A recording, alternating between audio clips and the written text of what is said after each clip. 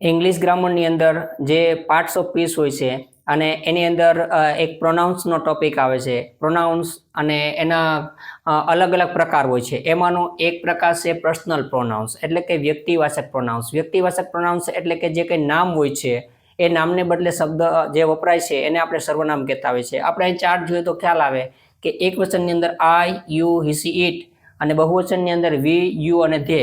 હવે દાખલા તરીકે આપણે જોઈએ તો ખ્યાલ આવે કે દાખલા તરીકે અહીં એક નામ છે રમેશ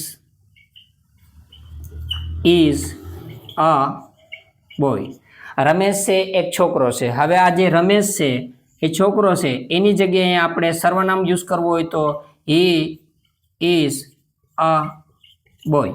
આપણે આ રીતના નામને બદલે વપરાતા શબ્દને સર્વનામ કહેવાય છે. એવી જ રીતના કોઈ પણ ગર્લ્સનું નામ હોય, દાખલા તરીકે રેખા ઇઝ અ ટીચર, તો રેખા છે એ એક નામ છે, એની જગ્યાએ આપણે સી નો યુઝ કરીએ તો સી ઇઝ એ ટીચર. તો રેખા નામ છે એ નામ કાઢી અને એની જગ્યાએ આપણે સી છે તો સી ઇઝ અ ટીચર, એ પણ એક નામને બદલે વપરાતા શબ્દને સર્વનામ કહેવાય છે.